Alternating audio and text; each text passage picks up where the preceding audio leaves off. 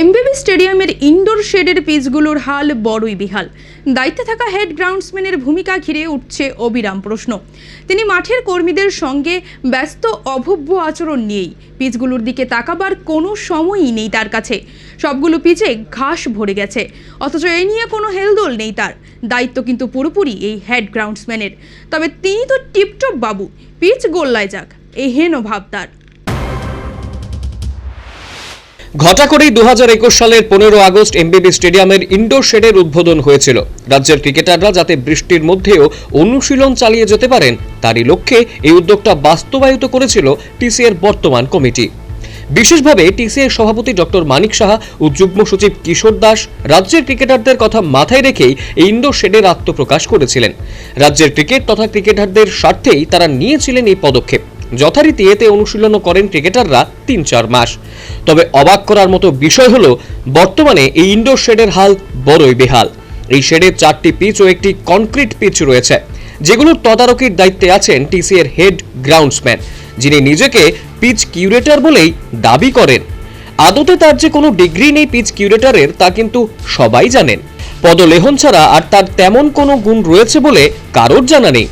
খোঁজখবর নিয়ে জানা গেল টিসিএর তরফ থেকে তাকে যেই দায়িত্বই দেওয়া হয়েছে তার অধিকাংশ কাজে তিনি গড়িমসি করে চলেছেন। তারই অন্যতম একটি উদাহরণ হলো এই ইনডোর শেডের পিচগুলো।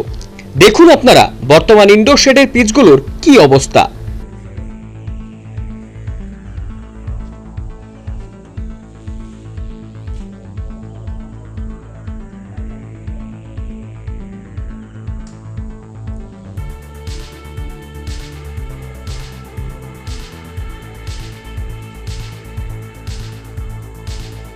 পিচগুলোতে ঘাস উঠে রয়েছে, অনুশীলন করার মতো কোনো পরিবেশই নেই এখন।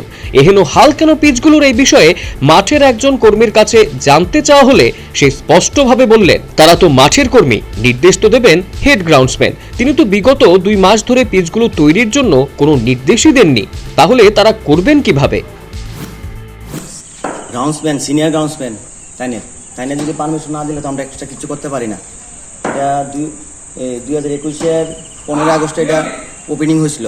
এরপরে দীর্ঘ 1.5-2 মাস প্র্যাকটিস হয়েছে, তারপরে এটা অফিস হয়ে রয়েছে এখন পর্যন্ত। কিন্তু আমরা তো পারমিশন না বলে, তাই পারমিশন না দিলে তো আমরা করতে পারি না। এই পারমিশনটা দিব কেটা? এটা হচ্ছে সিনিয়র গ্রাউন্ডসম্যান, যে বর্তমানে কিউরেটার, কিন্তু আমরা তাই কিউরেটার যাই না, কিন্তু তাই মুখের থেকে শুনি তাই কিউরেটার, কিন্তু আমরা অভিষেক কোনো এমন কিছু পাইছি না যে তাই কিউরেটার। এই তাহলে হেড গ্রাউন্ডসম্যানের ভূমিকা। প্রশ্ন উঠছে, টিপটপ সেজে বাবু হয়ে শুধু মাঠে আসা যাওয়াই কি এই হেড গ্রাউন্ডসম্যানের কাজ? ইনডোর শেডের পিচগুলোর এই হাল হয়ে রয়েছে, সেদিকে তো তার কোনো নজরই নেই। হেড গ্রাউন্ডসম্যান তো ব্যস্ত থাকেন মাঠের কর্মীদের সঙ্গে অভব্য আচরণ করতেই। এহেন অভিযোগ সরাসরি করলেন মাঠেরই একজন জুনিয়র কর্মী।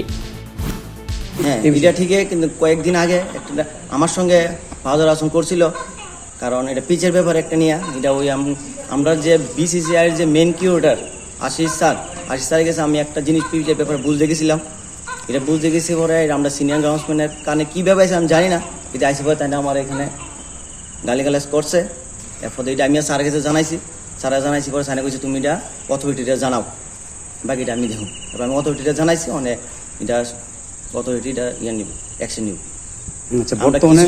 বর্তমানে আমরা কিছু স্যার হয়েছে, আমরা অথরিটি নিব। এইভাবে তো টিসিএর বর্তমান কমিটির সুনাম নষ্ট হওয়ার পালা, যা হয়তো জেনে শুনেই করে চলেছেন এই হেড গ্রাউন্ডসম্যান। টিসিএর বর্তমান কমিটির যারাই রয়েছেন তাদের মধ্যে কাজের কাজ করে চলেছেন 2-3 জনই, বাকিরা কিন্তু সেই আগের স্টাইলেই দায়িত্ব পালন করছেন। এইভাবে হওয়াটা তো কোনোভাবেই মানানসই নয়। হেড গ্রাউন্ডসম্যানের আরও কীর্তি রয়েছে, তাহলে অতীতে এই হেড গ্রাউন্ডসম্যান বিসিসিআইর পিচ কিউরেটর আশিস ভৌমিকের সঙ্গেও বাজে আচরণ করেছেন বলে অভিযোগ আছে। শুধু কি তাই, এই হেড গ্রাউন্ডসম্যানের কেলোর কীর্তির সমাহার আরও রয়েছে। প্রশ্ন হলো, টিসিএর বর্তমান কমিটি তো স্বচ্ছতায় বিশ্বাসী, তাহলে হেড গ্রাউন্ডসম্যানের এইসব কীর্তি জানার পরও কেন তাকে বহাল তবিয়তে রেখে দিল এমবিবিতে? হেড গ্রাউন্ডসম্যান যেমন টিসিএর কর্মী, তেমনি মাঠের দায়িত্বে থাকা লোকেরাও তো টিসিএরই কর্মী। এত বড় সাহস এই হেড গ্রাউন্ডসম্যান কোথা থেকে পাচ্ছেন? এ নিয়ে অবিরাম কিন্তু প্রশ্ন উঠছে। টিসিএ থেকে বেতনও নেবেন, আবার কাজও করবেন না, এটা কি করে সম্ভব? প্রাপ্ত খবর এরকম যে টিসিএর বর্তমান কমিটির সচিবের খুবই ঘনিষ্ঠ নাকি এই হেড গ্রাউন্ডসম্যান, তাই ধরাকে সরা মনে করেন না তিনি। দেরাদুন যে বিগত কয়েক মাস কি করেছিলেন এই হেড গ্রাউন্ডসম্যান, এই তথ্যও কিন্তু রয়েছে, সময়ে তাও প্রকাশ করা হবে। কে কিভাবে তাকে দেরাদুন পাঠিয়েছিল আর কিভাবেই আবার ফিরে এলেন এমবিবিতে এই হেড গ্রাউন্ডসম্যান, এই তথ্য খুব শীঘ্রই প্রকাশিত হবে রাজ্যের ক্রিকেট প্রেমীদের সামনে। অপেক্ষা শুধু সঠিক সময়ের। এবার দেখার বিষয় টিসিএর বর্তমান কমিটির কর্মকর্তারা কি সিদ্ধান্ত নেন এই হেড গ্রাউন্ডসম্যানের প্রতি। Bureau report, news vanguard.